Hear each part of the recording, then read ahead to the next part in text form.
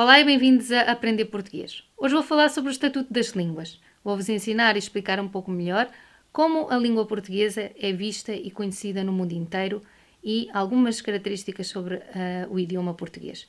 Espero que gostem do vídeo. Vamos começar. A língua de uma nação, região ou povo que é utilizada nos contactos para a administração local e oficial é conhecida como língua oficial. Existem países que vivem em situação de monolinguismo. Então, neste caso, a língua oficial é também conhecida pela língua nacional. Curiosamente, e para todos aqueles que não sabem, a língua portuguesa é uma língua oficial falada por 200 ou por mais de 250 milhões de habitantes no planeta. 250 milhões. Sim, isso posiciona-nos mais ou menos pela 10ª língua mais falada do mundo. Mais coisa, menos coisa. Por aí anda o ranking. Mas basicamente nós somos falados em 8 países diferentes, 4 continentes diferentes. Isto tem claramente a ver com a cultura portuguesa, com os descobrimentos, com o facto de nós termos transportado a nossa língua além fronteiras ao longo do tempo. E, apesar de ser a língua oficial em muitos países, não significa que seja a única, e também não significa que nesses países não se falem outras línguas. Mas que o português está como língua oficial? Está. E, portanto, eu vou-vos contar quais são os países nos quais a língua oficial portuguesa se fala. Está nos PALOPs, que, caso não saibam, é uma nomenclatura, basicamente uma sigla, para dizer países africanos de língua oficial portuguesa, daí chamamos a estes países PALOPs, ou que nós chamamos as ex-colónias portuguesas, são elas nomeadamente Angola, com 13 milhões de habitantes falantes de português, Cabo Verde, com 500 mil habitantes, Guiné-Bissau, que tem 1,5 milhões de habitantes, e Moçambique, que tem 22 milhões de habitantes. E estes são os 4 países africanos que existem com a língua oficial portuguesa. Outras ex-colónias portuguesas são Timor-Leste ou Timor-Leste, no qual existe a língua portuguesa e é oficial para 980 mil pessoas, e também é a língua oficial no território de Macau, onde também se fala mandarim. Aliás, em Macau, que sendo uma das últimas colónias de Portugal, uma das últimas que deixaram de ser colónia portuguesa ainda no final do século passado, em Macau ainda se podem ver muitas ruas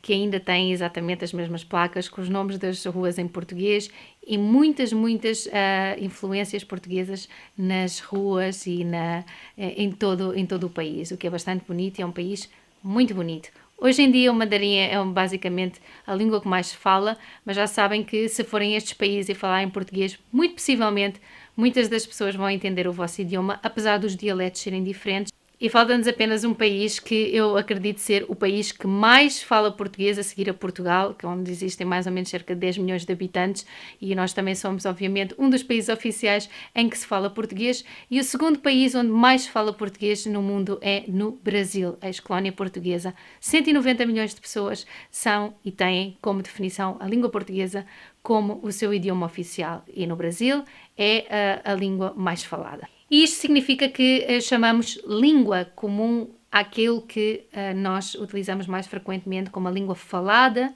e a língua escrita. Portanto, podemos dizer que o português é a língua falada escrita em muitos países e isso torna-se a língua comum entre todos os nativos desse país, mas depois existem outro tipo de nativos e outro tipo de línguas e adaptações da língua que se tornam as línguas nacionais ou as línguas locais, que têm a ver com os nossos ancestrais, também têm a ver com outros nativos que já existiam nos países quando a nossa língua passou a ser a língua comum falada e, portanto, todos estes dialetos, línguas, são aqueles que podemos encontrar num território.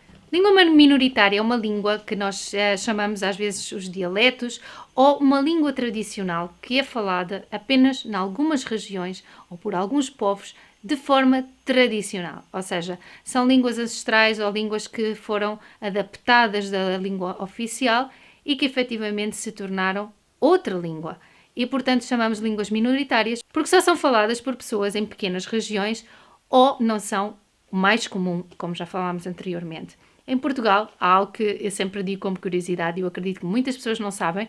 Normalmente sempre digo isto aos meus alunos a modo de curiosidade, mas é algo que deve de ser dito e do qual nós temos bastante orgulho. Em Portugal, por exemplo, existe uma língua minoritária, que é a língua oficial, foi dada como língua oficial em Portugal há bastante tempo, para promover a tradição dessa língua, que se chama mirandês.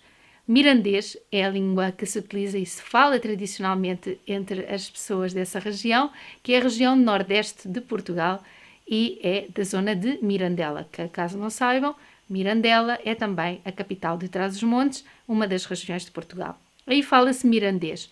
Há muito poucas pessoas que falam este idioma, mas ainda existe uma tradição e uma cultura que eu espero que as novas gerações possam seguir, porque é muito bonito quando a tradição de uma língua perdura ao longo dos anos e do tempo. Língua materna. O que nós definimos como a língua materna, ou também às vezes como definimos como primeira língua, é aquela que nós aprendemos desde a nossa infância, quando aprendemos as primeiras palavras e aprendemos as primeiras linguísticas. Neste caso, nós usamos esta expressão, a língua materna, aquilo que nós chamamos a língua do país onde nós nascemos. Não tem que ser particularmente onde nós nascemos, mas sim aquela que nos comunicam logo desde o princípio.